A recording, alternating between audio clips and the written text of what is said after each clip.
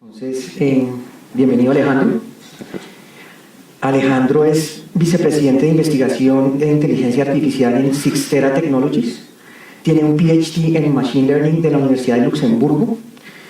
Cuenta con varios años de experiencia en el uso y desarrollo de modelos aplicados a problemas como algorithmic trading, detección y prevención de fraudes, riesgo de crédito, seguridad informática, human resource analytics, cobranzas, mercadeo y trading algorítmico. Alejandro ha escrito y publicado artículos académicos de las mejores revistas internacionales de Machine Learning, además de haber sido conferencista en importantes eventos académicos y de negocios. Durante los últimos años, Alejandro ha dedicado su atención al desarrollo de herramientas para la detección y prevención de ataques cibernéticos en proyectos internacionales. Sus conocimientos le han permitido desempeñarse como profesor en diferentes asignaturas, particularmente en Machine Learning, Big Data, Econometría y Analytics, en la Universidad de los Andes. Alejandro es fundador de la comunidad Big Data and Data Science Bogotá y colaborador de herramientas open source como Scikit-learn. Alejandro, es un placer tenerte aquí. Bienvenido. Muchas gracias, Gonzalo, por esa extensa presentación. Buenas tardes a todos. Efectivamente vine a hablarles de inteligencia artificial después del almuerzo. Voy a hacer un buen esfuerzo para hacerlo lo más entretenido posible. Otra vez, mi nombre es Alejandro Correa, trabajo en Cyxtera Technologies como vicepresidente de AI y de investigación. Hoy les voy a contar el título Detección de phishing y de certificados maliciosos usando AI. Es realmente la combinación de diferentes investigaciones que hemos desarrollado en la empresa en los últimos años. En particular, una parte de la presentación tal cual me la copié de unos slides que una persona de mi equipo va a dar pasado mañana en DEF CON en Las Vegas. Entonces espero que esto lo encuentren interesante. Yo asumo que acá todos sabemos que es phishing. Nos llega un email haciéndose pasar por una compañía, escogí una aleatoria y le dan clic, llegan a esa página. El usuario en general, si no recibe ninguna alerta por parte del sistema, antivirus, etcétera, va a meter ahí sus credenciales y en una buena cantidad de los casos nunca se va a dar cuenta que sus credenciales fueron comprometidas hasta que efectivamente ocurre, digamos, ya el checking out por parte del atacante. ¿Por qué seguimos hablando de phishing? Porque el año pasado el 91% de los ciberataques todavía se originaron empezaron con un email de phishing. Independientemente si era para hacer recolección de credenciales, independientemente si era para efectivamente hacer el deployment del malware, etcétera, phishing sigue siendo el principal canal que los ciberatacantes siguen usando. De ahí que sigamos hablando de esto desde hace ya tantos años. ¿Por qué detectar phishing es difícil? Resulta que los atacantes cada vez van modificando sus estrategias. Ahora sí es una página random en donde el atacante está tratando de reemplazarla. Vemos que recientemente uno no encuentra absolutamente nada de texto en un ataque de phishing. ¿Por qué? Porque ya los navegadores, buscando palabras claves en las páginas, eran capaces de detectar y de bloquear casi todas las páginas. ¿Qué pasa hoy en día? Sacan screenshots de todo y estos screenshots los modifican lo suficiente para que un algoritmo no pueda hacer el OCR, pero lo suficiente para que igual el usuario lo lea como si estuviera leyendo el texto de la página. Entonces son estrategias que uno ve que los atacantes siguen haciendo y siguen evolucionando. Y bueno, no siempre el ataque es exactamente lo mismo. Uno encuentra una cantidad de casos en donde, en ese ejemplo, piden hasta el número social de las personas y las personas siguen poniendo ese tipo de información en los ataques. ¿Cuál es el sistema? Cuando yo trato de crear un sistema de detección de phishing y espero cuál es el ideal del sistema de detección de phishing, ¿qué tengo que hacer yo? Tengo que recoger información de la página, tengo que hacer el procesamiento de todas las imágenes que hayan en la página. Acá estoy hablando algo mucho más complejo que simplemente extraer el texto. Quiero encontrar en dónde se encuentra el logo. buscar ese logo dentro de las bases de datos de logos para encontrar a quién están atacando. Quiero hacer el análisis de todo el código HTML de la página. Como ustedes se imaginarán, hay una cantidad de estrategias que uno puede hacer para meter frames dentro de frames, dentro de frames, para ocultar efectivamente dónde está el login de la página, entre muchas otras estrategias. Tan sencillo como que el atacante le pone un delay por medio casi siempre de JavaScript, para que automáticamente yo no pueda bajar todo el código de la página. Entonces le ponen un delay de 1 segundo. El usuario final no se da cuenta.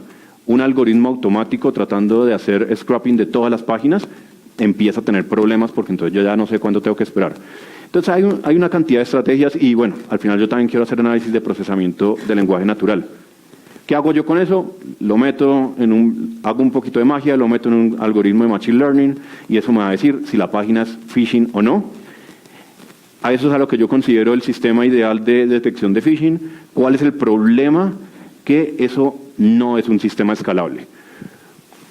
¿Por qué yo digo esto? Porque yo tengo que correrle esto a todas las páginas que mis usuarios están viendo. Y de tratar de hacer eso en una organización mediana, ya se vuelve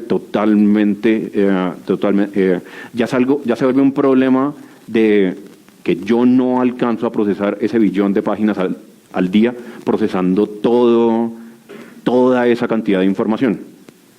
Entonces, ¿qué estrategias hace uno? Uno empieza por analizar solamente todas las URLs que están pasando por mi red o que mis usuarios están accediendo o inclusive que les están llegando en los diferentes correos. Entonces, la diferencia entre analizar todas las URLs que me están llegando versus analizar todo el contenido de todas las páginas a los que los usuarios se están metiendo es considerable y partimos de la hipótesis de ¿será que solamente analizando las URLs yo soy capaz de detectar o tener una certeza que me ayude a disminuir la cantidad de páginas que a mí me toca analizar? Para probar esa hipótesis, nosotros a principios del año pasado, tal vez finales del mediados del 2016, empezamos a recolectar unas series de bases de datos con URLs que sean efectivamente maliciosas, específicamente en phishing. Casi todas las recogimos de PhishTank, pero utilizamos también otros servicios, otros proveedores de datos. Esto me permite a mí tener una base de datos suficientemente grande de qué significa una URL usada para un ataque de phishing. Por otro lado, recojo aleatoriamente URLs de Internet. Para esto utilizo Amazon Common Crawl para recoger lo que sería mi base de datos de URLs legítimas. ¿Qué quiero hacer? Y bueno, listo, obtengo todos esos datos. Ahora, ¿qué quiero hacer con todo eso? Muy sencillo, efectivamente le meto magia, le añado un poco de Snake Oil con Machine Learning, le agrego un poquito de blockchain, así toca venderlo últimamente para que se venda. Y al final, en la práctica, ¿qué es lo que realmente se hace? Yo meto eso por medio de un algoritmo que se llama redes neuronales recurrentes. Tengo una versión de estos mismos slides donde efectivamente explico qué significa eso. Estamos después de almuerzo, no me voy a autometer en ese problema. Pero ¿qué es, a grandes rasgos, qué es lo que yo quiero hacer? Estoy analizando solamente la URL.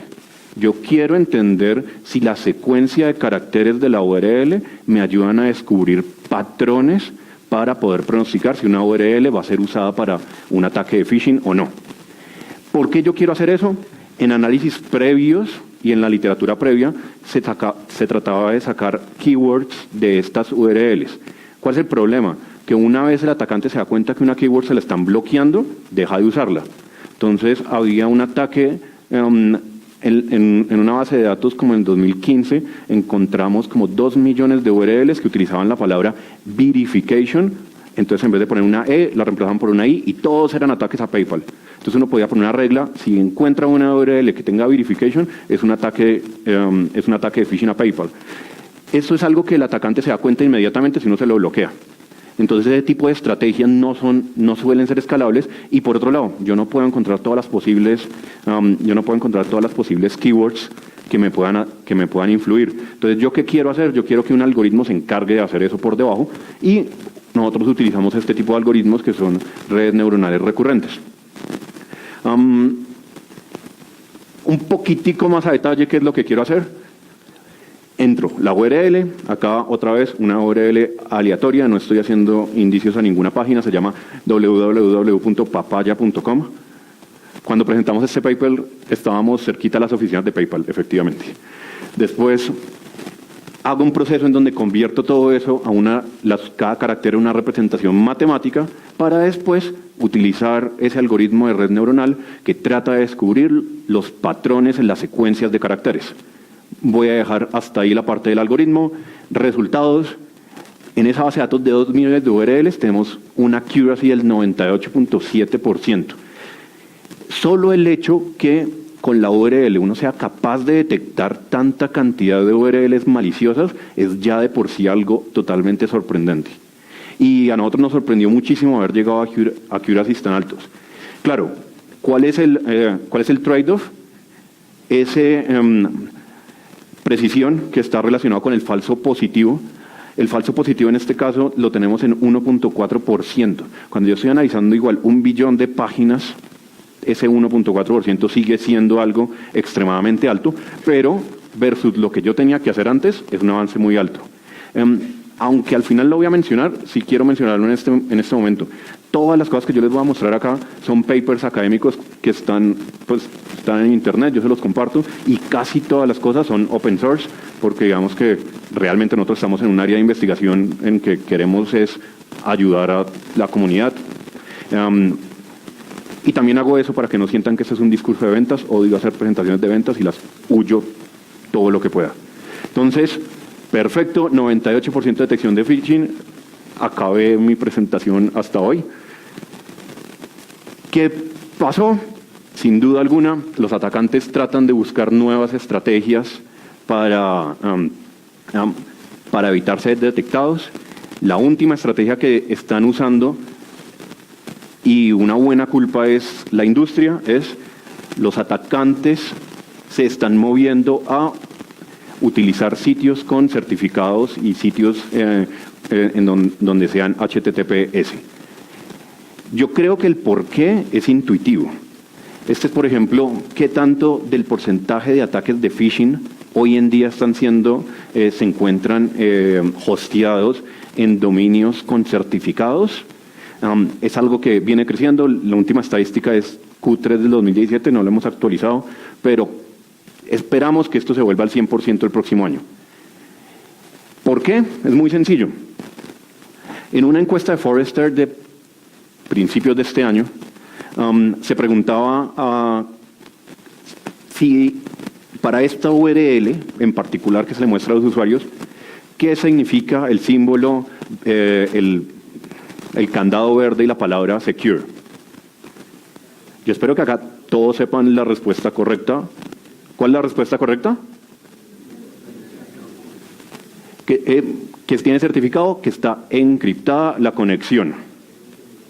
¿Cuál es la respuesta que piensa un usuario? Que el sitio es seguro. Eso creo que acá no nos sorprende a nadie. ¿Cuál es el impacto que tiene esto en nuestros usuarios? Que para el atacante una forma muy sencilla de mejorar su eficiencia es poner un certificado. Y resulta que los certificados yo los puedo conseguir gratis. Que obvio, es más eficiente tener un certificado en donde está validado el dominio, por supuesto. Pero el hecho de tener yo puedo obtener con Let's Encrypt un certificado gratis en donde me va a salir, el explorador me va a decir que es seguro. Entonces esto es sin duda alguna algo que nos está afectando mucho. Yo acá lo enfoqué en la parte de phishing, es algo que también nos afecta mucho desde el lado de malware, de detección de malware. El usuario tiene que pensar ahora si ese secure significa que la página está, que la conexión está encriptada o que el sitio es confiable. Y otra vez, el usuario ni siquiera sabe qué significa encriptar. El approach que se había manejado hasta el momento con certificados, o el que manejan hoy en día los exploradores, es tengo una base de datos de listas negras de certificados. ¿Cuál es el problema? Si yo puedo crear gratis un certificado, en el momento en que mi certificado lo meten en una lista negra, voy y lo reemplazo. Entonces, sin duda alguna, una de las estrategias que estamos viendo que hoy en día están moviéndose los atacantes es a hacer páginas de phishing utilizando certificados. ¿Qué podemos? Y sin duda alguna, hace 2 semanas tal vez, fue que Google empezó a poner todo lo que no tenga certificado como inseguro. Nos agrava aún más el problema. Nosotros entonces, el otro trabajo que hicimos, que de hecho es un paper que es un paper que todavía no ha sido publicado, lo vamos a presentar en septiembre en Toronto. Es un trabajo en cómo podemos sabemos que las listas negras no nos van a servir en certificados, cómo podemos utilizar inteligencia artificial para intuir si un certificado es malicioso o no. Hicimos nuestro proceso de recolección de datos. Esta recolección de datos era un poco más complicada porque ahora necesitábamos de todos nuestros feeds, cada vez que nos llegaba un ataque de phishing, si tenía certificado, ir a bajar ese certificado. Si ustedes trabajan en eso, sabrán que muchos atacantes bloquean el acceso a sus páginas por geolocalización, por supuesto. A mí me toca hacer una cantidad de estrategias para poder bajar los certificados reales. La recolección de datos acá es un poco más complicada. También hicimos un proceso de recolección de certificados de malware. Este era un poco más fácil. Nos pegamos a diferentes feeds donde nos están dando información de diferentes servidores que están siendo usados para Command and Control. Vamos y bajamos todos esos certificados. No tenemos tantos hasta el momento. Teníamos en este momento 5.000 certificados de phishing, de los cuales muchos son reutilizados, pero decidimos investigar si podemos utilizar Machine Learning para separar o encontrar aquellos patrones que hacen diferentes los certificados usados por los atacantes que los certificados, digamos, utilizados normalmente en Internet. Para esto, otra vez, le metimos magia, Machine Learning, hoy en día lo llamamos Deep Learning Algorithms.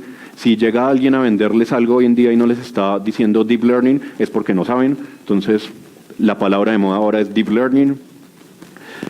Otra vez, una parte que pegué por equivocación del paper, pero no los voy a aburrir con eso. Y encontramos que nuestros modelos son capaces de detectar con un 86% de accuracy si un certificado es usado para phishing o no.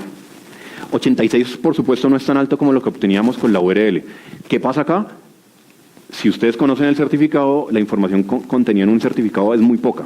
Entonces, solo el hecho que seamos capaces de encontrar patrones maliciosos en esa poca información que es un certificado, ya es algo que realmente es muy sorprendente.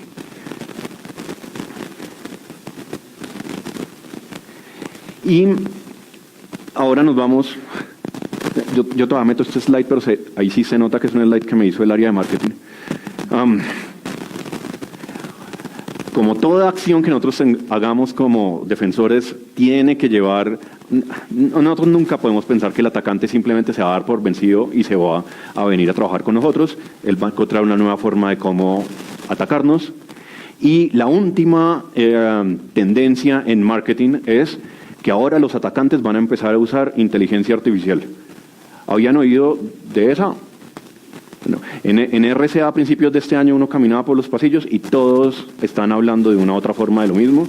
Y ahorita en Black Hat me han mandado varias fotos de vendedores diciendo cómo el atacante con AI nos va a acabar, por favor compren nuestra solución.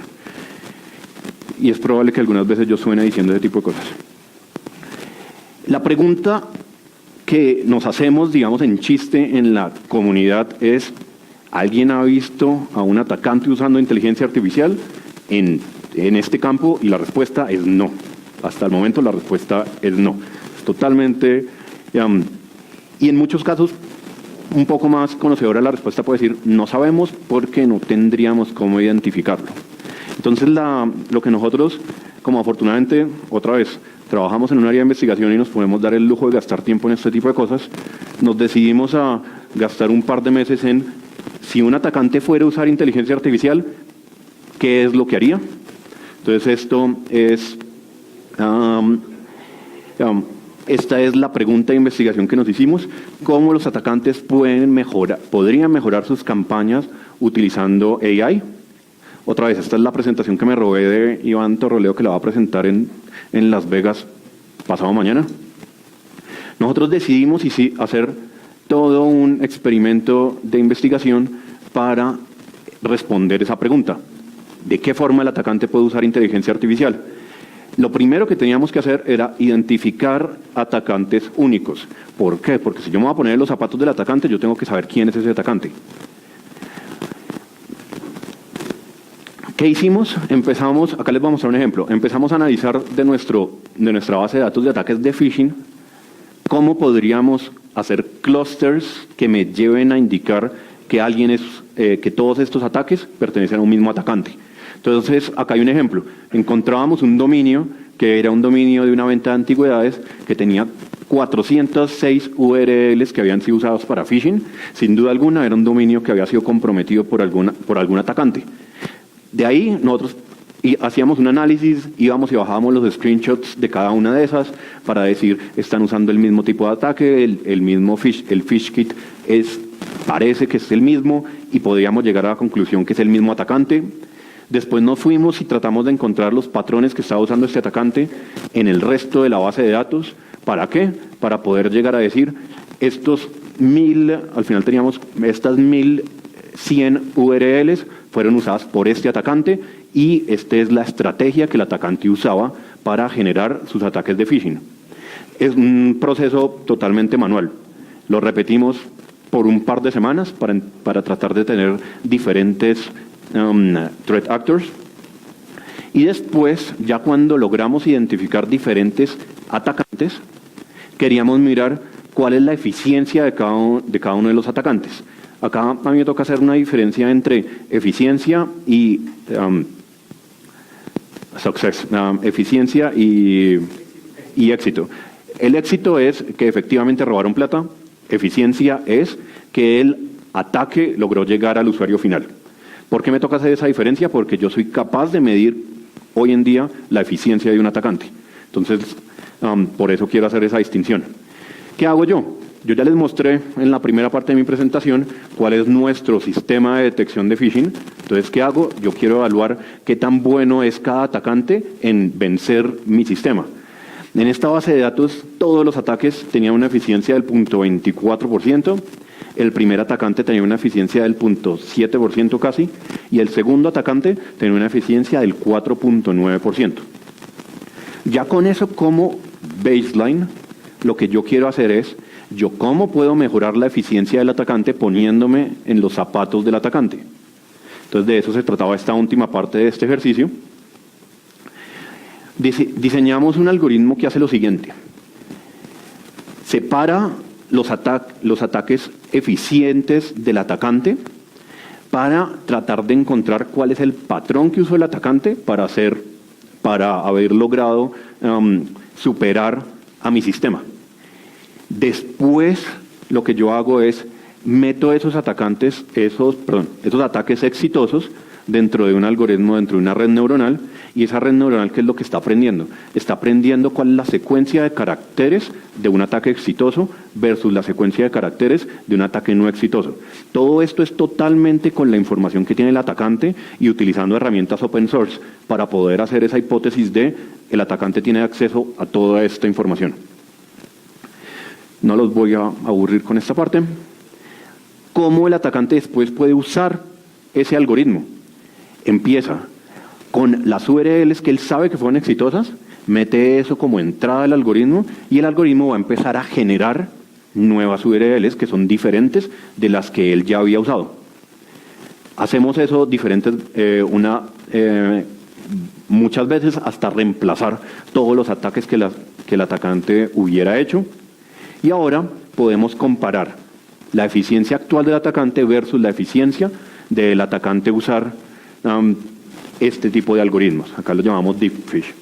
Para el atacante 1, el atacante pasa del 0.7 al 21% de eficiencia al usar inteligencia artificial para generar sus ataques.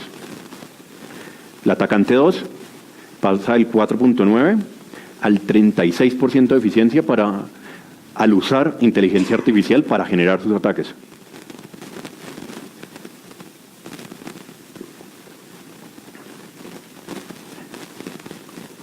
¿Qué significa esto? Que es verdad que los atacantes pueden usar AI. Se acabó nuestro trabajo como defensores, no hay nada más que hacer. Eso es por supuesto lo que el área de marketing, lo que mi área de marketing está diciendo. Pero ¿cuál es el mensaje que yo quiero llegarles acá? Primero, una forma de cómo efectivamente el atacante puede usar AI. Que sí es verdad que el atacante puede usar AI y esto es una forma en cómo encontramos de cómo lo usaría.